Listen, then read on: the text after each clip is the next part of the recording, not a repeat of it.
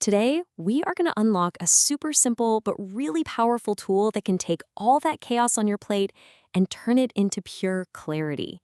It's called a Pareto chart. And honestly, it might just change the way you solve problems forever.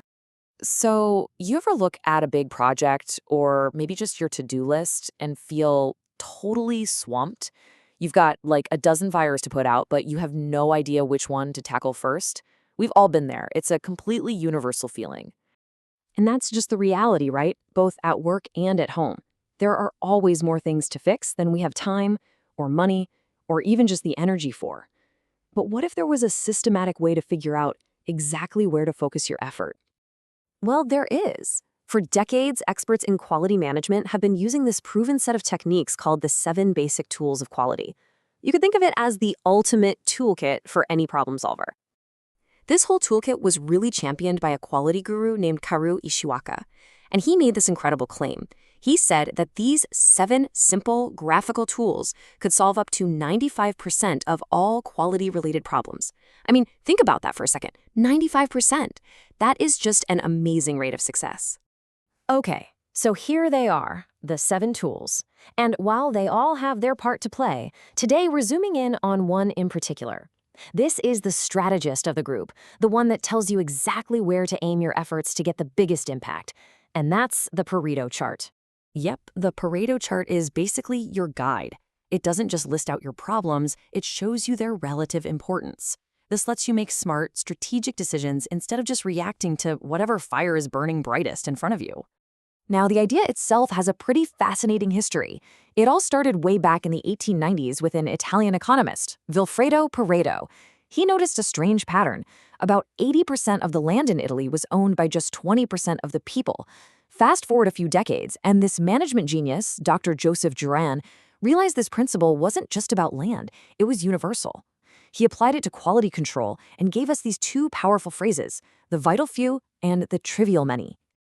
So what is a Pareto chart exactly? Well, it's a really clever combination of 2 charts in one. First, you've got a bar chart that lays out all of your problems, arranged from the biggest issue on the left all the way down to the smallest on the right. Then, you have this line graph laid right on top, and it shows the cumulative percentage, adding up how much each problem contributes as you go. And this example shows exactly how it works. Check out the reasons people are late for work. The tallest bar, by a long shot, is traffic. The next one is childcare. Just those 2 things, the vital few, make that orange cumulative line shoot way up. All the other reasons, weather, overslept, those are the trivial many. Yeah, they happen, but they don't have nearly the same impact. The chart's real superpower, its secret weapon, is its ability to make an abstract idea instantly visible and super intuitive. And that idea, of course, is the famous 80-20 rule. You've probably heard of this before, right? It's the idea that in all sorts of situations, roughly 80% of the results come from just 20% of the causes. 80% of customer complaints might come from 20% of your products, or 80% of project delays might come from 20% of the steps in your process. And this brings us right back to Dr. Juran's famous quote. This is the entire job of a Pareto analysis. It forces you to focus your limited time and energy on that critical 20%. The vital few that are going to give you the biggest return on your effort. It means you stop wasting time on the trivial many. And I'm telling you, once you start looking for it, you see this principle everywhere. Like in this example, a couple of coding machines are causing most of the defects. And this same pattern applies across business. A handful of customers generate most of the sales. A couple of suppliers are responsible for most of the rejected parts. It's an incredibly consistent pattern. So, what does this chart really do for you?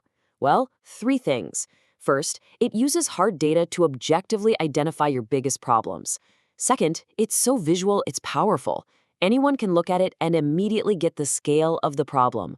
And finally, it gives leadership a clear roadmap for where to put their resources to get the biggest bang for their buck. But here's the thing. The Pareto chart, as awesome as it is, doesn't work in a vacuum. To really see its full potential, you have to understand how it works as a team player, inside that bigger toolkit we talked about earlier. Now, a lot of people get it confused with another tool, the histogram, because, they both use bars, but they do fundamentally different things. Here's a simple way to think about it. A histogram measures how often something happens, like how many phone calls last between 1 and 2 minutes. A Pareto chart tells you which category is the biggest problem, like which type of customer complaint is the most common, and then it ranks them. That ranking part is key. So here's where it all comes together in a simple, logical story. You start with a check sheet, which is just a fancy name for a structured way to tally up how often different problems happen. That gets you the raw data. Then you bring in our star player, the Pareto chart, to analyze that data and basically point a giant flashing arrow at the one or two issues causing most of your grief.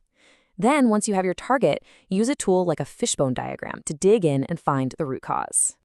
So, for example, your Pareto chart might scream at you that materials is your number one source of defects, accounting for, say, 60% of all your issues. That's your what. The fishbone diagram, which you see here, is what helps you figure out the why. Is it the suppliers? Is it a specific alloy you're using? The lubricants? It guides your investigation into the root of that one single vital problem you just identified. And that brings us to the final question for you. Because this isn't just a tool for big corporations or factories, it's a whole way of thinking. So take a second and really consider it. In your own work, on your projects, maybe even in your personal life.